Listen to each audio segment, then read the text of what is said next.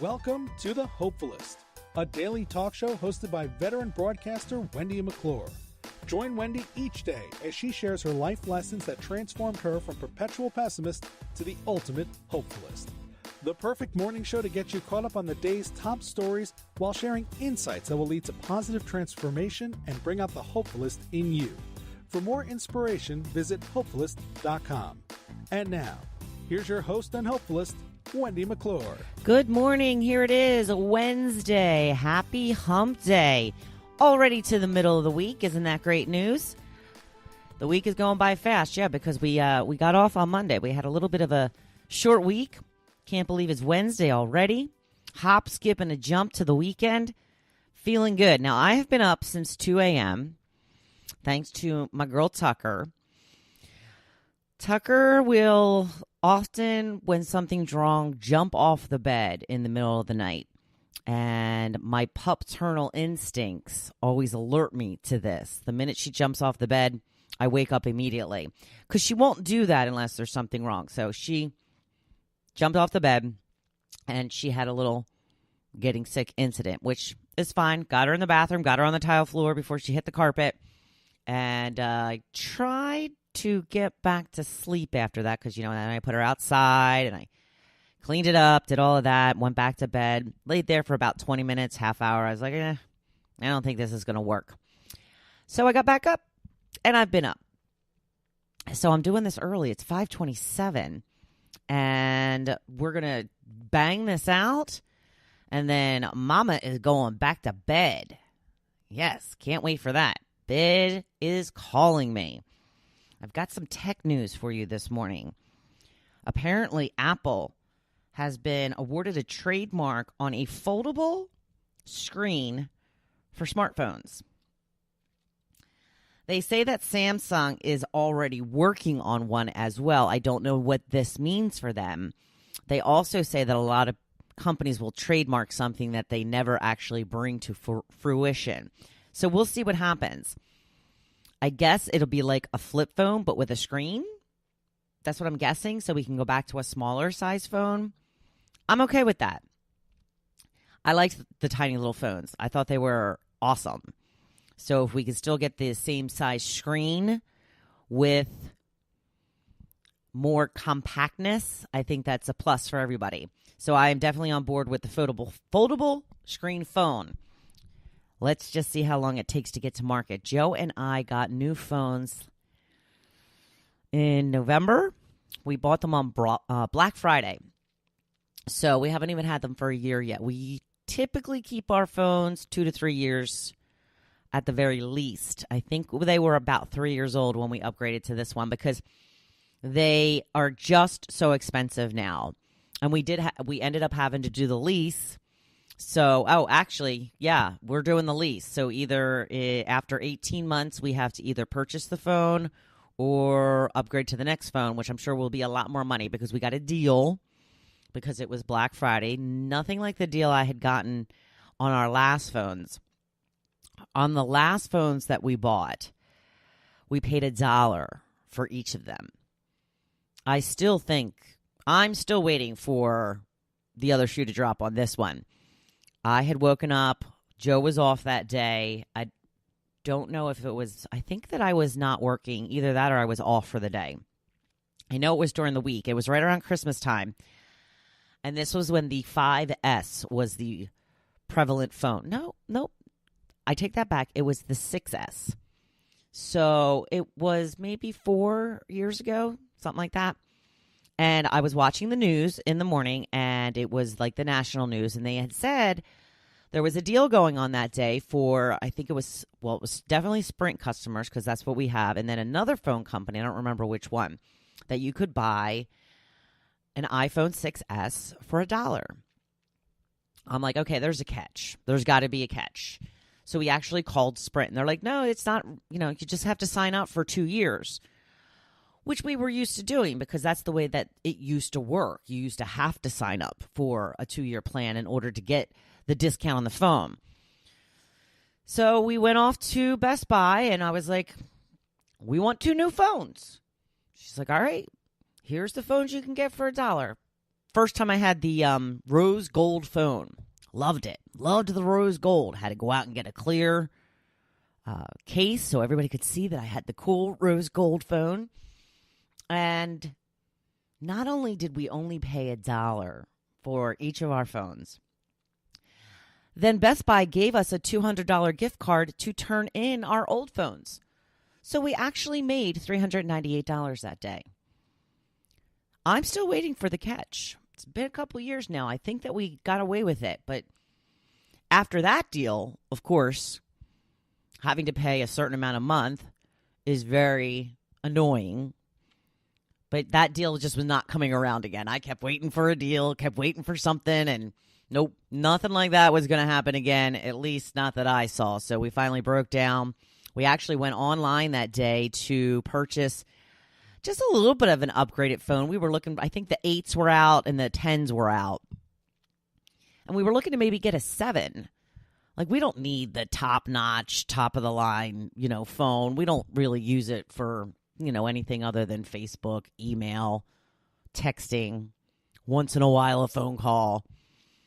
But they were having a special on the 10X, the XR, which I guess is the 10R.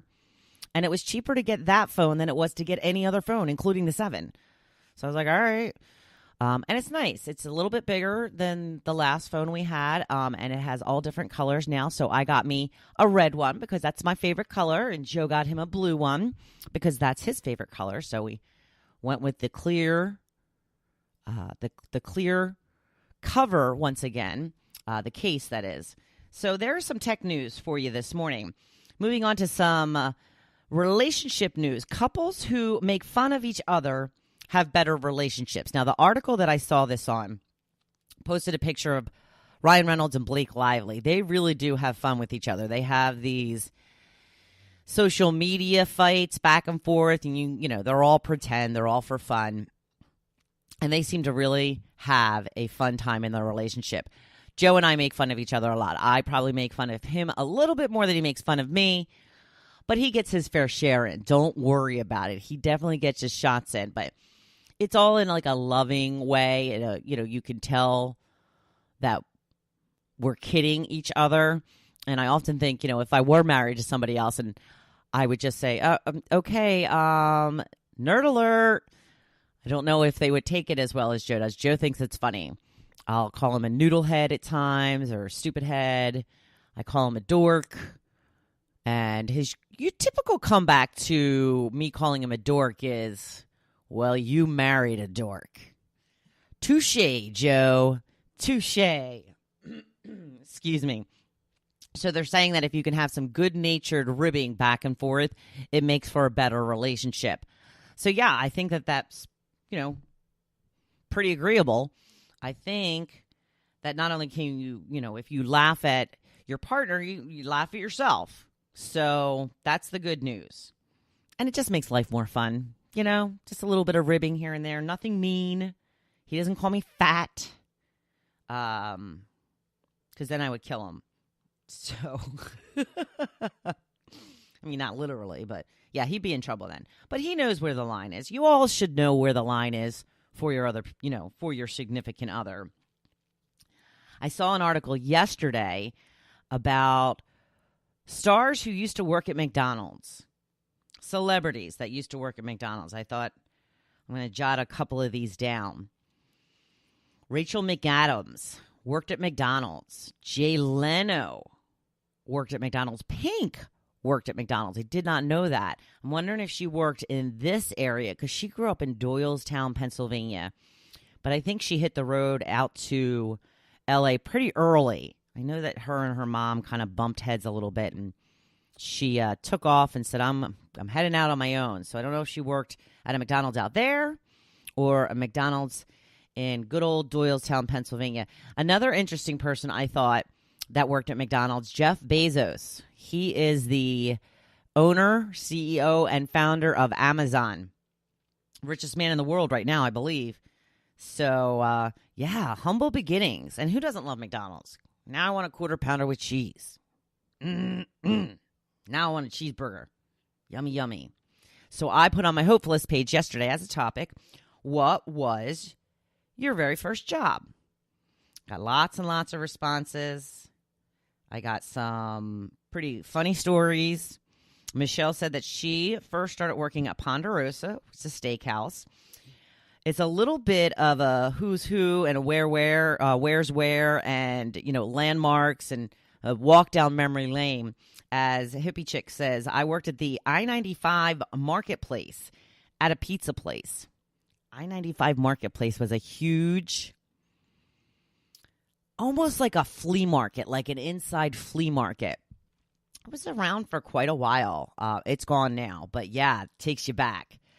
Washing dishes at the Coffee Cup Cafe in Pendle. Ironically, I just drove past the Coffee Cup Cafe on my way to the hairdressers last week, and I always try to check out to see if they're still open because it's such a cute little place. And I've been there for breakfast a couple of times, not in a really long time, but it did look like they were still open when I went past. Kimmy says, I worked in a shoe store. That explains a lot. I'm guessing she has a shoe obsession, much like myself. Marcy says, I worked in the kitchen at a hospital. Gail says, besides babysitting, lifeguarding. Got a couple of lifeguarding. Kate says, I worked at Friendly's with you. That's right. I worked at Friendly's forever. Now, that was my first real job where, I had to pay taxes and I got a weekly paycheck and all that kind of stuff. I started as an ice cream scooper. They called it the fountain. I had to work fountain where I either, waited on the takeout line and gave out cones and stuff, or I made the ice cream sundaes for the waitresses. Now, before I worked at Friendly's, I had done a couple of other things, like babysitting. I had cleaned my uncle's apartment for him from the time I was 12 to about the time I was 16 when I started working again, so-called real job. I also was forced to volunteer when I was young. When I was 12, my mom didn't want me sitting around all day in the summertime.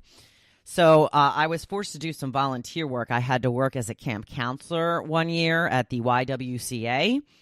I also, at one point, was a book stacker, I guess you can call it. Somebody else had mentioned that in the comments, where I was working at the local library, and I had to put the books back in their spot on the shelves. It was the most tedious job ever. I hated it. And I also volunteered at a retirement home. And let me tell you, not all of them, but a lot of them, those old people can be mean.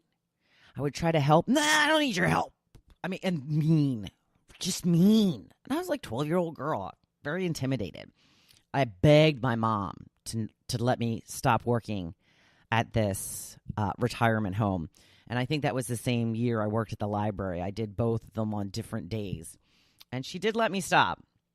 So I do thank her for that because they were brutal, brutal jobs.